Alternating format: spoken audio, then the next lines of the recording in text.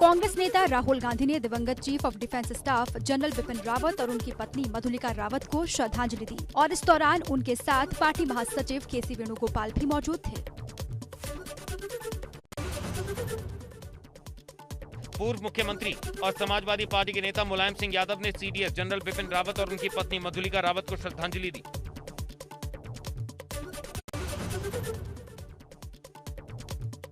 General Bipin Rawat और उनकी पत्नी को आम आदमी पार्टी के संयोजक और दिल्ली के मुख्यमंत्री अरविंद केजरीवाल ने भी श्रद्धांजलि अर्पित की।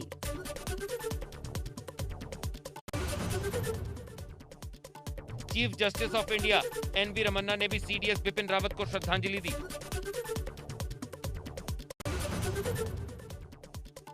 केंद्रीय मंत्री नरेंद्र सिंह तोमर और राज्य मंत्री कैलाश चौधरी ने दिवंगत सीडीएस जनरल बिपिन रावत और उनकी पत्नी मधुलिका रावत को श्रद्धांजलि दी।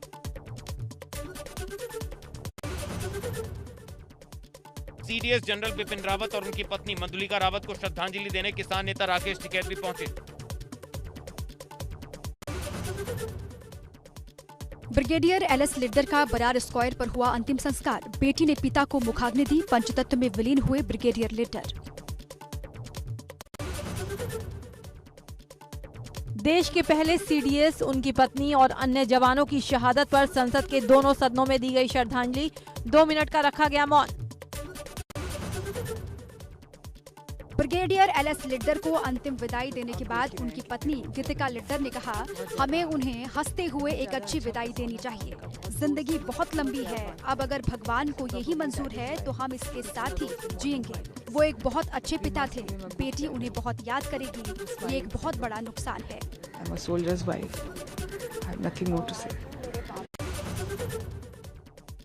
इस पूरे माहौल में उस समय सबकी आंखें नम हो गई जब उनकी पत्नी और बेटी ब्रिगेडियर को आखिरी विदाई देने के लिए वहां पर पहुंचे। मां को संभाल रही उनकी बेटी ने पिता को श्रद्धांजलि अर्पित की। वहीं बेटी ने पिता को मुखाग्नि दी। बेटी ने ब्रिगेडियर पिता को आखिरी विदाई दी।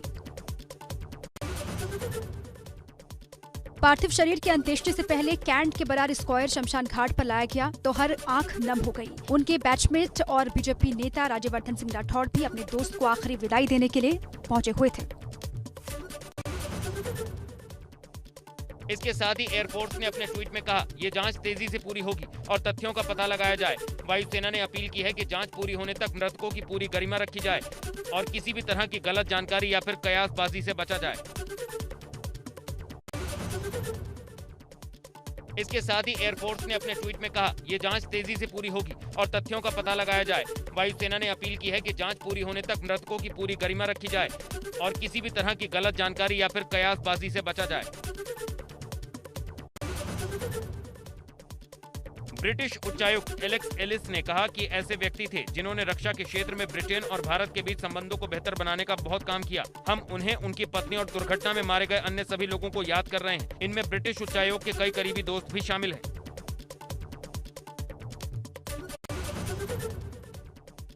सीडीएस जनरल बिपिन रावत के अंतिम दर्शन के दौरान श्रीलंका, भूटान, नेपाल और बांग्लादेश की सेनाओं के कमांडर भी पहुंचे।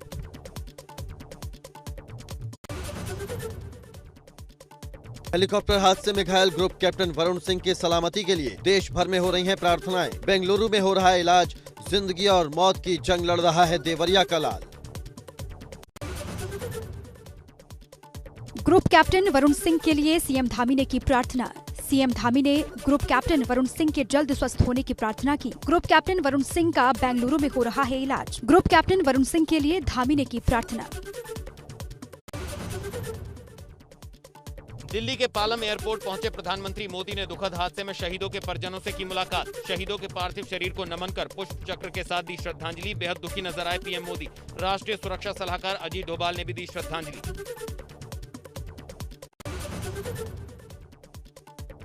मुरादाबाद में स्कूली बच्चों ने जनरल बिपिन रावत का पोर्ट्रेट बनाकर दी भावपूर्ण श्रद्धांजलि।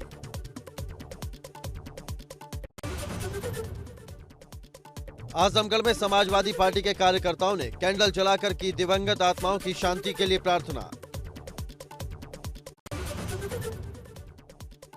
अलीगढ़ में एएमयू के छात्रों ने कैंडल मार्च निकाला और शहीदों को श्रद्धांजलि दी। शहीद स्मारक स्थल पर आर्मी सोसाइटी के रिटायर्ड ऑफिसर और लोगों ने कैंडल मार्च निकाला। सीडीएस बिपिन रावत समेत 13 शहीदों को दी श्रद्धांजलि। मौन रखकर सभी की आत्मा की शांति के लिए भगवान से की प्रार्थना। कुन्नूर हेलीकॉप्टर हादसे में शहीद हुए विंग कमांडर पृथ्वी सिंह के परिजनों से मुख्यमंत्री योगी आदित्यनाथ ने की मुलाकात। परिजनों को 50 लाख की आर्थिक सहायता का ऐलान। परिवार के एक सदस्य को सरकारी नौकरी देने का भी किया वादा।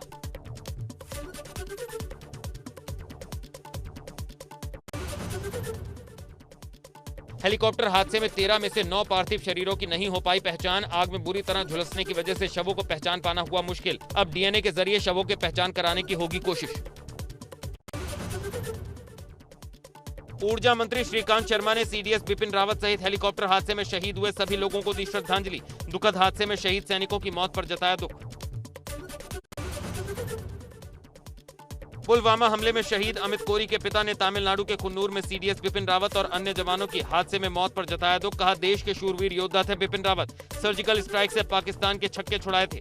कहा, उनके योगदान को कभी नहीं भुला सकते। पूरा देश उनको दे रहा श्रद्धांजलि।